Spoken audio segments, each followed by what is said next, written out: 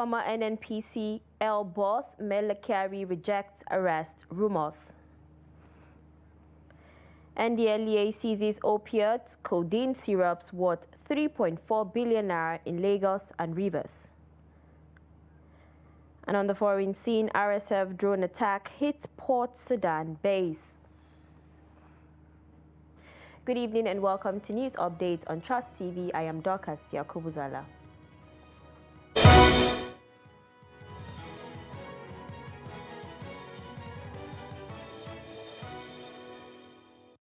Security matters. Suspected Boko Haram insurgents have killed at least 4 soldiers during an attack on the 27th Task Force Brigade of the Nigerian Army in Buniyadi, Yobe State. The assault, which occurred in the early hours of Saturday, came barely 24 hours after Northeast governors met in Damaturu to review the region's deteriorating security situation.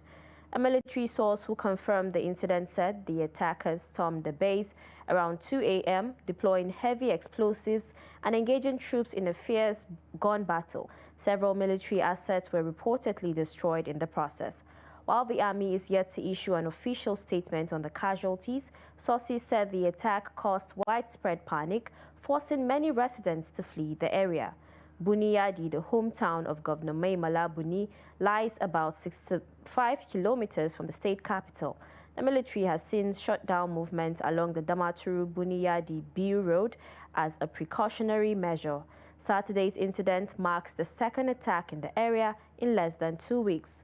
The resurgence of insurgent activities in parts of Yobe and neighboring Borno has raised fresh concerns, with regional leaders renewing calls for stronger federal intervention. Now joining us via phone is Daily Trust Bureau Chief Hami Sumatazu to give us an update on the incident. Good evening and thanks for joining us. Good evening and thank you. Okay, so what more do we know about the attack?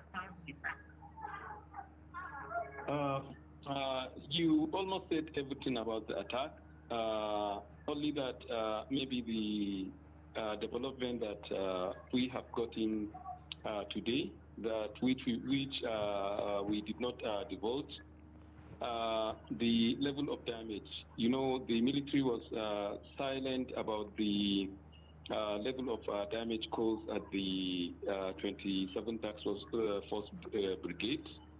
After the attack, our sources there confirmed to us that many hillocks, vans were burnt down.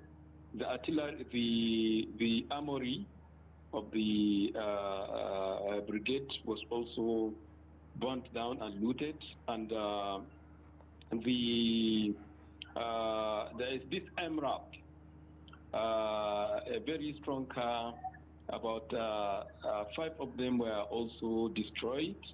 There is anti-aircraft vehicles there were also. So the level of damage caused at the military equipment in the brigade was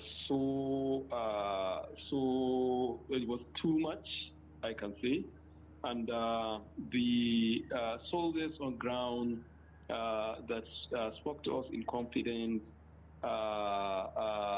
painted a very serious situation, especially when they made mention that the 4 soldiers that were killed were slaughtered by the Boko Haram insurgents.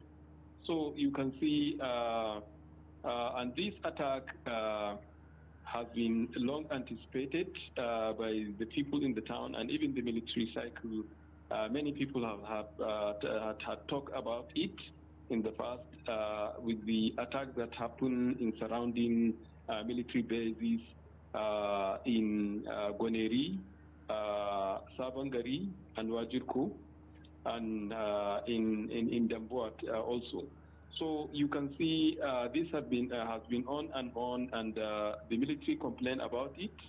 And from many people that live around that location, they said that before they were accusing the federal government of not supplying weapons to the military on ground, But this time around, what happened there was a surprise to them because enough military fighting equipment had been deployed there, and the military, the troops there could not stand the fierce battle from the terrorists, and many of them ran away and left the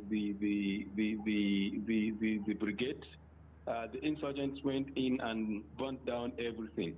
So from the side of the people, when we gauge from their opinion about what happened, they were commending the federal government for supplying the weapons, while condemning the military for not standing their ground to ensure that they did a heavy blow on the terrorists, especially when they came in to ambush them.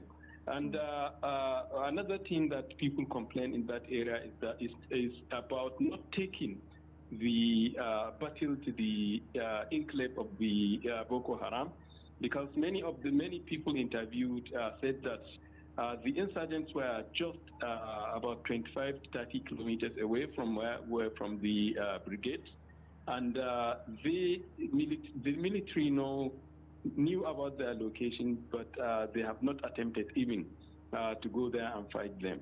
So it's like they operated a defensive approach there, which turned out to be detrimental to the operation there. All right. Yes. All right, Hamisu, we understand that the military is yet to issue an official statement regarding the attack. But we want to know, has the state government said anything or done anything in regards to, safeguarding the lives of people in that community, and also reassuring people that they are going to do their best in safeguarding lives and properties? Well, immediately when the incident happened, the military, to be fair to them, had issued a statement saying that the battle is on, but they did not give any detail later, after the evening when we reported the incident. And from the side of the state government, I think it is more reason why the Northeast Governors Forum was taken to Yobe to discuss about the security situation, the deteriorating security situation in the Northeast, especially in Yobe and Borno. And they discussed at length, and even at the end of the meeting, the communique was on the new strategy. They tried the resolution was to adopt a new strategy to deal with the situation. And barely 24 hours after the meeting and this attack happened. So the state government of Yobe, Borno, and Adamawa State for a very long time have been working in synergy to ensure that they provided the military with enough support. Because if you remember very well, both Borno and Yobe State have provided the military with Hilux vans and motorbikes that they will use to fight the war. Borno State have provided over 500 vehicles and motorcycles to help the military, both military, police, and civilian JTF to fight the war. All right, Hamisu, yes. Thank you so much for joining us and giving us that update. Thank you. Meanwhile, the House of Representatives Committee on Public Petitions has summoned the governors and state assemblies of Benue and Zamfara State to appear before it on Thursday, May 8, over worsening insecurity in their states. Those expected to appear include Governor Hyacinth Alia of Benue and Governor Dauda Lawal of Zamfara, alongside their respective legislative leaders. The move follows a petition by a civil rights group, Guardians of Democracy and Rule of Law, urging the House to intervene in what it described as a breakdown of constitutional responsibilities in both states. According to the group, the growing insecurity threatens lives and livelihoods and demands urgent federal legislative action. The summons issued by the committee's head of media, Chuks Oko, stated that both the executive and legislative arms of the two states must explain why their constitutional roles should not be assumed by the House given the ongoing crisis. Now, still talking security, the operatives of Anambra Police Command have foiled a kidnap attempt at Neni community in Anaocha local government area of the state, rescuing 3 of the kidnapped victims in the process. Reports say the hoodlums riding in the vehicle had ambushed the victims' cars at Okacha Junction, forced them into another vehicle and were taking them away before the intervention of the police operatives. According to one of the eyewitnesses at the scene, the incident happened on Saturday evening. According to the eyewitness, after a hot chase, the hoodlums abandoned their victims and fled in another vehicle. A spokesperson for the state command, Tochukwu Ikenga, who confirmed the development in a press statement on Sunday, said police operatives attached to the Neni Divisional Headquarters responded swiftly after a distress call. The Commissioner of Police, Ikioye Orutugu, in a statement, urged residents to remain vigilant and law-abiding by cooperating with security agencies to maintain peace and security in the state. 3 police officers in Bauchi State have been detained following the death of a suspect, Abubakar Awal, who died in custody under questionable circumstances. Awal was arrested on April 15, 2025 over allegations of stealing trailer truck rims. The following morning, he reportedly collapsed while in detention at a divisional police headquarters in Jega. According to a statement by the police public relations officer, Nafiu Abubakar, the suspect was rushed to the General Hospital in Jega, where he was confirmed dead at about 10 p.m. In response, the Commissioner of Police in the state, Bello Sani, directed the State Criminal Investigation Department to carry out a thorough investigation. Preliminary findings led to the arrest and detention of 3 officers suspected to be involved in the incident. A divisional police officer overseeing the station has also been redeployed and issued a query. The police assured the public of their commitment to justice, professionalism, and accountability, adding that further investigations are ongoing. Now, away from security matters, former Group Chief Executive Officer of the Nigerian National Petroleum Company Limited, NNPCL Mele Kyari, has denied reports suggesting he is in the custody of the Economic and Financial Crimes Commission, EFCC.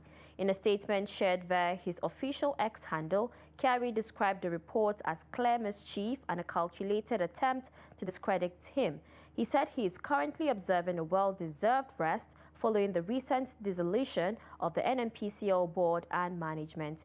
Kyari reiterated his willingness to honor any lawful inquiry related to his time in office, noting that he has always carried out his duties with transparency and accountability throughout his 34-year career in the oil and gas sector. He said the rumors, which have sparked a wave of calls and speculation, were deliberately orchestrated to malign his character. The former NNPCL boss also cautioned the media against spreading unverified information that could harm national interests and the country's image before the international community. Minister of the Federal Capital Territory, Nyesom Wike, has publicly apologized to the First Lady, Senator Oluremi Tinubu, over the walkout staged by a group of women during her empowerment visit to Port Harcourt. The incident occurred on Friday at an event center in the state where some women reportedly loyal to suspended Governor Siminalayi Fubara walked out in protest, demanding that the governor's wife, Valerie Fubara, address them instead of Mrs. Teresa Ibas, the wife of the state's administrator. Despite the disruption, the event, organized under the First Lady's Renewed Hope initiative, continued with Mrs. Ibas speaking on Senator Tinubu's behalf and distributing empowerment packages to 500 women. Reacting from China, Wike described the protest as disturbing and embarrassing, saying it did not reflect the character of Rivers people. He condemned the conduct of the protesters, many of whom included sacked local government officials, and urged Fubara's supporters to refrain from actions that fuel political tensions. He assured the First Lady of the respect and hospitality of the state and appealed for calm and cooperation in the interest of peace. Now, operatives of the National Drug Law Enforcement Agency (NDLEA) have intercepted no fewer than 3,500,000 pills of opiates and 163,000 bottles of codeine syrup with combined street value of over 3,428 million naira in Rivers and Lagos states. The bulk of the seizures, 2 million pills of tramadol, 225 milligram, and 163,000 bottles of codeine syrup was made on Tuesday, 29 April 2025 during a joint examination of a watch-listed container by NDLEA officers, men of Customs Service and other security agencies at the Port Harcourt complex, Oni, Rivers State. In Lagos, a total of 1,500,000 pills of a controlled opioid were recovered from a suspect, Olarewajun Wahab, at the Alaba Rago area of Ojo on Tuesday, 29 April, while the source of the consignment was traced to Q104B Road, 25, Victoria Garden City, Lekki, which is the residence of one Obina Kenneth, who is now at large. Meanwhile, NDLEA operatives at the import shed of the Murtala Muhammad International Airport, MMIA, Ikeja, Lagos, also intercepted 42 parcels of Canadian loud, a strong strain of cannabis weighing 20 kilograms, concealed in tins of chocolate Milo beverage, white kidney beans, and dark red kidney beans packaged as part of cargoes that came into the Lagos airport on board a British Airways flight from Canada. At least 3 suspects, including the receiver of the consignment, Monsurat Ewawumi Lawson, have been arrested between Wednesday, 30th April and Saturday, 3rd May. This is news updates on Trust TV coming up ahead. Bauchi fishermen use Harvest Festival to champion youth empowerment, call for peace. This and many more when we return. Do stay with us. Welcome back. In case you're just joining us, this is news updates on Trust TV. Let's take a look at our top stories again. Yobe military base overrun by suspected insurgents days after governor's meeting. And former NNPCL boss Mele Kyari rejects arrest rumors. Now moving on to more stories, fishermen in Bauchi State have called on the federal government to invest in ventures that will engage youths positively to address youth restiveness, particularly in the northern parts of the country. They made this known after the annual fish harvest in one of the farmlands situated around Ganjua local government area of the state. Trust TV's Adamu Imam was at the festival and files in this report. Expectation was very high at the annual fish harvest on the side of the fishermen who mainly travel from far distance and villages around to make ends meet through the fish business value chain. They share their thoughts and experiences of being in the business for decades. We inherited this business from our father, who he left us with tools for catching fish, and we are proud of that because it is a good business. Despite the water's depth and hazardous nature, we maximize our profit here. We trek from as far as Durum, which is almost 4 kilometers to come and fish here. Every year, we relate with people while transacting with the owner of the place, and he pays us for our labor. That's what we do here. During the rainy season, the water is usually overflowed, so people find it difficult to do business at that time. I learned this business from my father, and it is fetching me reasonable income. When the business is flourishing, we make more gain. But when supply is low, we put in more effort to get the commodity for our customers, irrespective of the challenges and distance.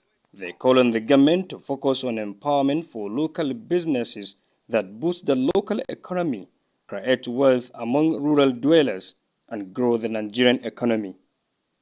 Adam Imam, Trust TV News, Bauchi. And the federal government, in collaboration with the International Organization for Migration, has repatriated more than 2,000 Nigerians stranded in Libya, Niger Republic, and Sudan within the first 4 months of 2025. Data obtained from the National Emergency Management Agency (NEMA) and the Nigerians in Diaspora Commission (NIDCOM) shows that 750 Nigerians were evacuated from Niger, 1,303 from Libya, and 140 from Sudan.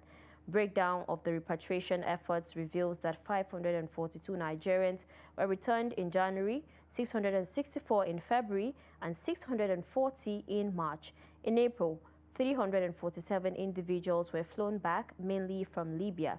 These figures exclude the recent rescue of 231 Nigerians trafficked to Ghana.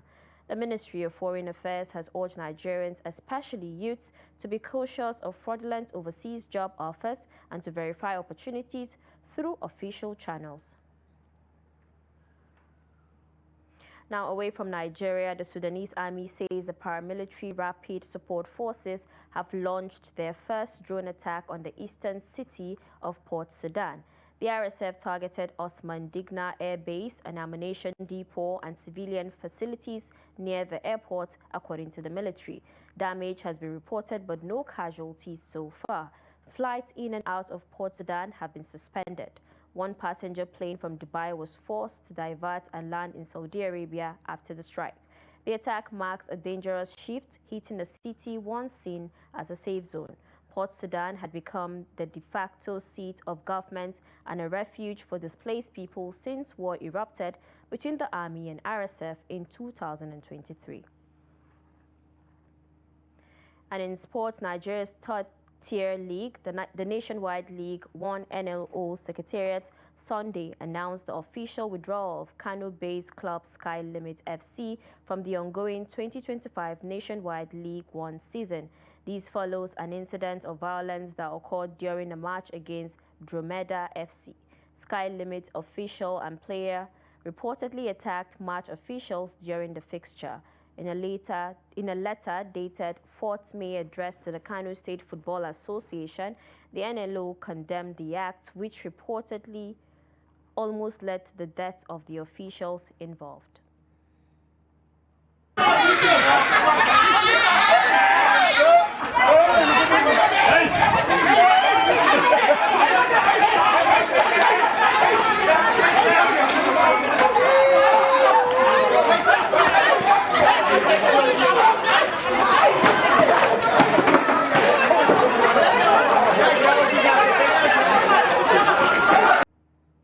And with that, we wrap up news updates on Trust TV. Do not forget to follow us across all social media platforms for more programs, news, and documentaries.